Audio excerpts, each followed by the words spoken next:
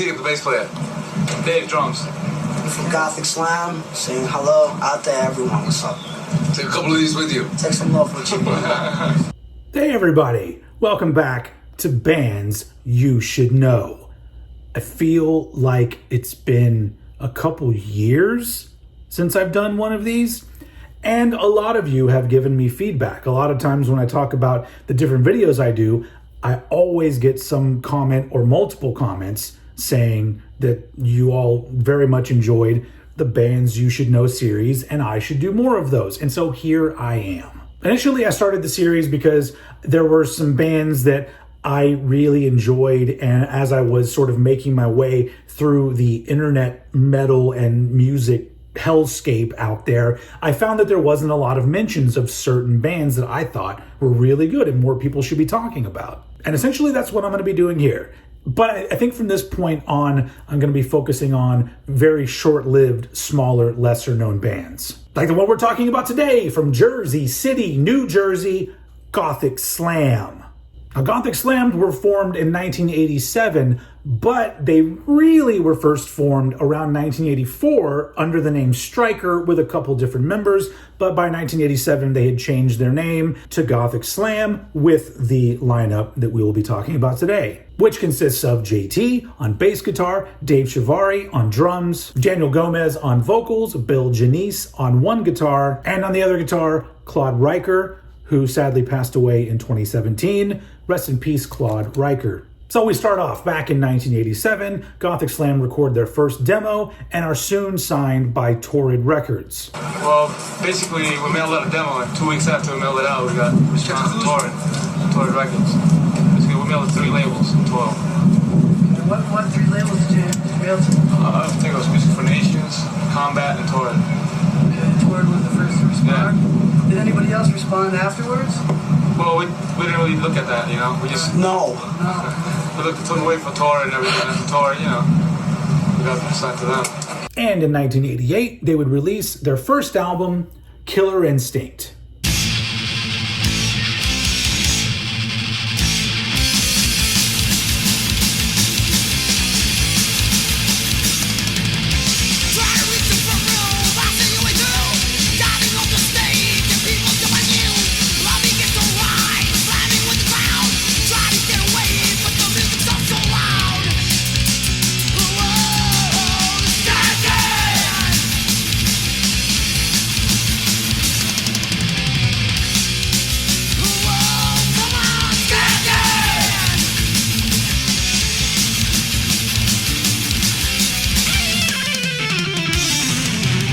This is an absolute blast of a debut album, and the one thing about this album and their follow-up is that Gothic Slam did that kind of thrash that could not possibly be categorized as anything else. They were a thrash band. On this album, they're a little more raw, maybe a tad more punky, I guess, if you want to say that. Maybe a little less adventurous than they would be on the next album, but still energetic as hell. A super tight, well-performed album led by the vocals of Daniel Gomez, who's, to me, what a thrash metal vocalist should be, because he's able to sing. He's a very good singer, but also he's able to sound aggressive at the same time, and that's doing it right in my book. But like it often happened in the 80s, they very quickly started working on their follow-up album.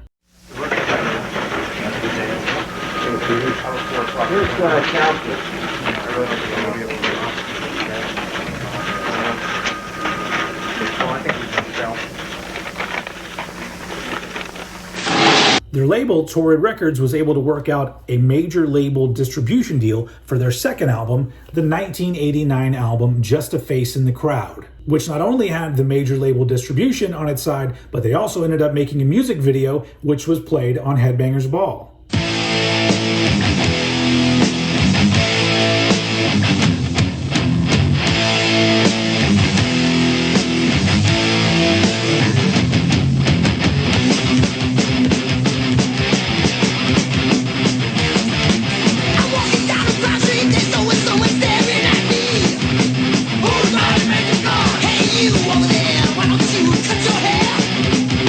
Who's not a major god? I know the reason why you're like got so little time.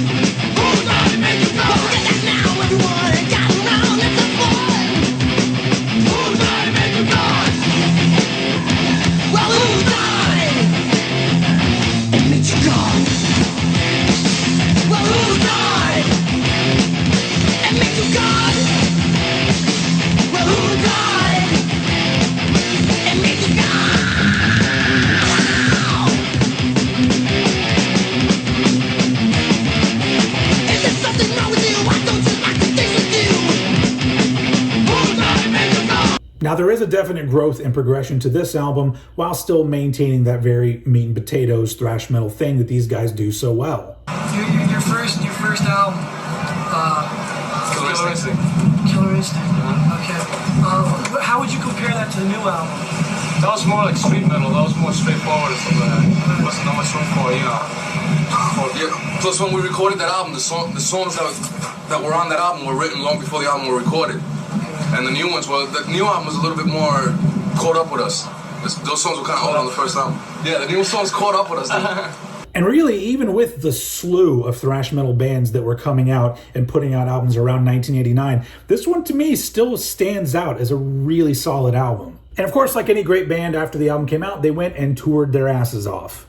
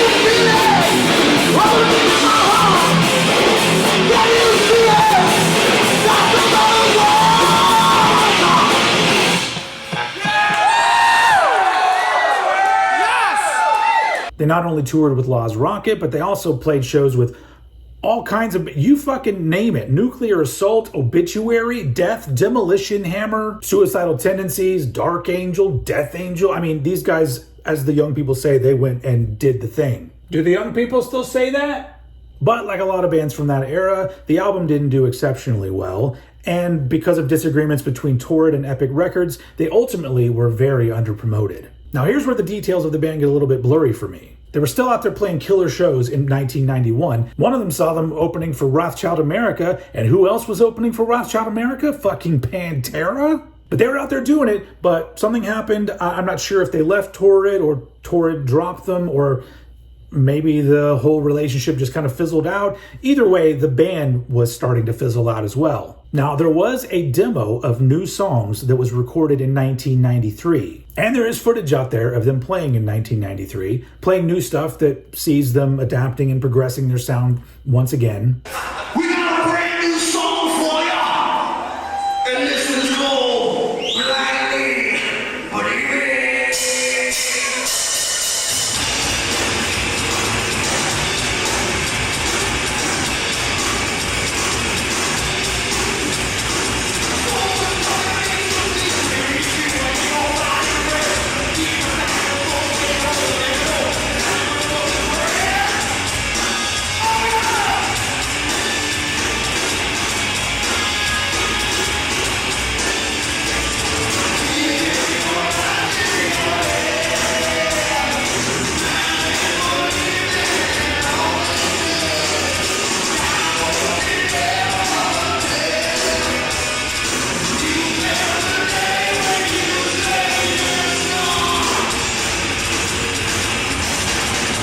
Now, clearly they were getting a little bit more groovy there, but who the fuck wasn't in 1993? Unfortunately, I've never been able to hear the 93 demo. I would love to hear it, mostly because, you know me, that time period where the thrash bands kind of said fuck it and were just doing whatever they felt like doing and not just sticking to the same old shit. Some of the best shit came out around that time to me. So I'm pretty sure that if Gothic Slam had kept going, I think they would have put out another killer album. But unfortunately, they ended up splitting sometime in 1993. And as far as I could find on the internet, there's nothing confirming any projects that happened post this band for 4/5 of them. According to the Trusty Metal Archives, drummer Dave Shivari has been playing with Il Nino since 1995.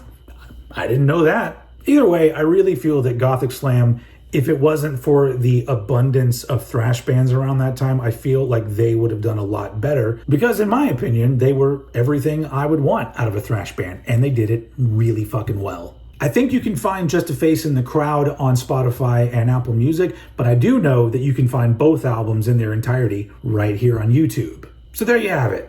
I'm happy to be back doing this series of videos, and what a great way to start it off than with a band like Gothic Slam, a band you should know. Okay, so it's ready to... Ah, my foot! Yeah, help us get this band started.